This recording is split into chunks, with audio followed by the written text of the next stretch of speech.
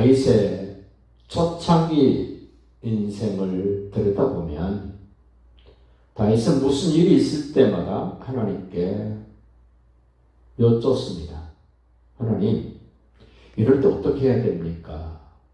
대표적인 예가 블레셋 사람들이 이스라엘을 공격해 올 때, 그때 다윗은 하나님께 묻습니다. 저 블레셋 사람들이 우리를 공격해 오는데 어떻게 해야 됩니까? 하나님이 방법을 알려줍니다. 멋있게 승리합니다. 블레셋이 또 재정비해서 또 공격이 옵니다. 전에 하던 대로 했으면 될 텐데 다윗은 그렇지 않고 또 묻습니다. 또 다른 방법으로 하나님은 다윗에게 승리할 수 있는 길을 알려주셨습니다. 그렇게 승승장구해서 이제 다윗의 거의 노년에 이르렀을 때 오늘 사무엘하 24장은 다윗이 하지 말았어야 될 일, 인구조사를 합니다. 자세한 내용은 나오지 않습니다만은 인구조사를 왜 했을까? 다윗은 칼을 뺄 만한 사람, 전쟁에 나갈 만한 사람, 다른 나라를 공격할 때 동원될 수 있는 사람의 숫자를 요압이 보고를 합니다. 그 9절 보실까요? 요압이 백성의 수를 왕께 보고하니 곧 이스라엘에서 칼을 빼는 담대한 자가 80만 명이요 유다 사람이 50만 명이었더라. 좀 이상하지 않습니까? 다른 지파를 다 포함해서 80만 명이요 유다 사람이 50만 명이다. 어떤 지파보다도 이 유다 지파의 지지를 다윗은 첫 번째 왕이 될 때 유다 지파의 왕으로 출발을 합니다. 헤브론에서 유다 지파 장로들에 의해서 왕으로 추대가 됩니다. 그리고 나중에 예루살렘에서 12지파의 왕으로 등극을 하는데 자기의 가장 강력한 지지세였던 유다 지파가 50만 명입니다. 다른 지파 80만 명입니다. 전쟁하기에 너무너무 좁은 그런 배경이 된 다윗. 근데 그 인구조사를 하는데 꽤 오래 걸렸습니다. 8절에 보면 그들 무리가 국내를 두루 돌아 9달 20날 만에 예루살렘에 이르렀다. 거의 10개월 정도 걸려서 인구조사를 하는데 모든 백성이 인구조사를 하는 것이 아니라 전쟁에 나갈 만한 칼을 뺄 만한 사람을 숫자를 파악한 겁니다. 다윗의 이 모습은 지금까지 자기 주변에서 자기를 돕고 목숨을 걸고 싸워줬던 용사들이 23장에 소개가 됐습니다. 그리고 하나님에 의해서 승승장구했던 자신의 모습을 이 24장 이제 인생의 말년 수많은 것들을 경험하고 어느 정도 이제 위치가 확보됐을 때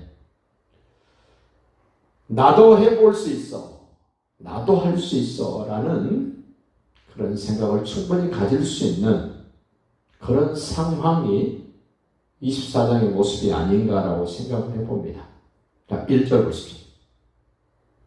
여호와께서 다시 이스라엘을 향하여 진노하사. 왜 진노하셨을까? 다윗의 마음이 예전 같지 않습니다. 자기가 마음 먹으면 뭐든지 할 수 있고 자기가 계획하면 뭐든지 성취할 수 있다라고 생각하는 그런 지경이 되어버린 다윗.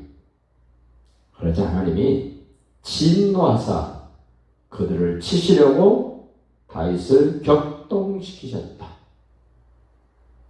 가만히 있는 다윗을 격동시키신 것이 아니라 지금까지 이스라엘 주변 국가들을 상당히 많이 정복하고 땅이 넓어졌던 다윗,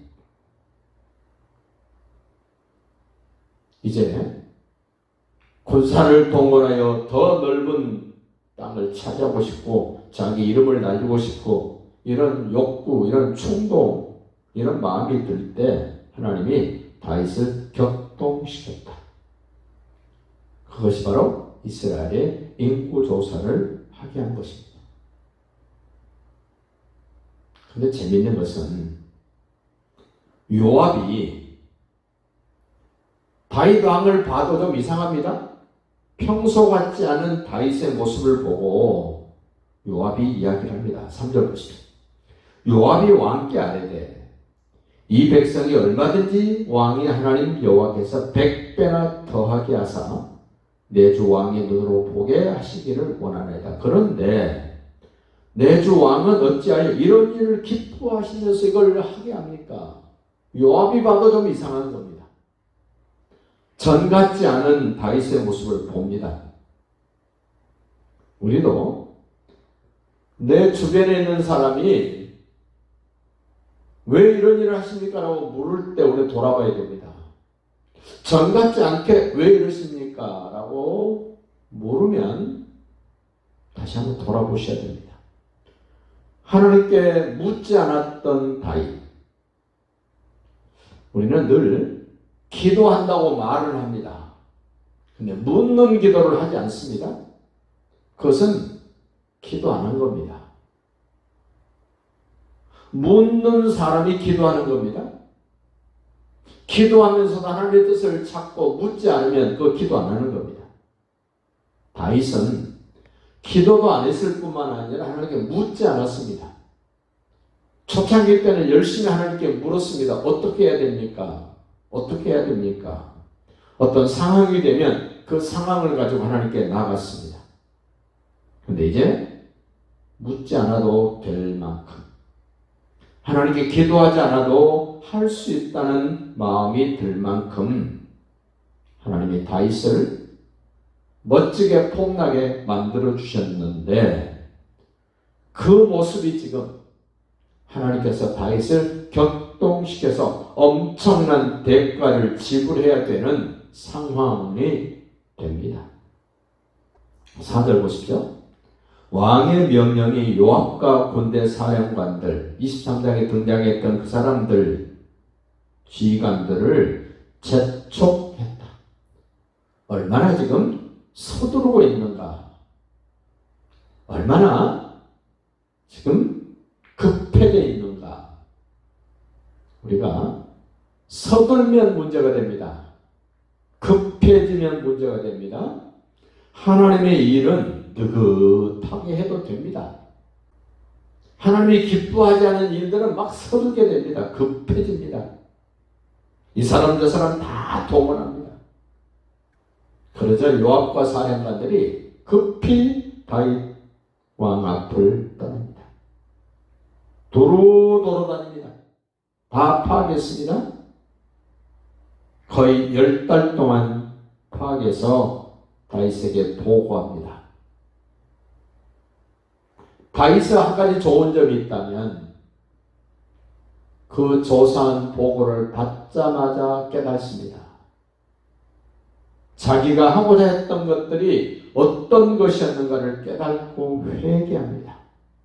우리도 하나님께 묻는 기도, 기도는 하나님께 묻는다는 그 생각을 가지고 기도하실 때마다 이거 해주십시오가 아니라 하나님 어떻게 해야 됩니까? 라고 묻는 그런 기도의 사람, 하나님이 기뻐하시는 사람이 되시기를 예수님의 이름으로 축복합니다.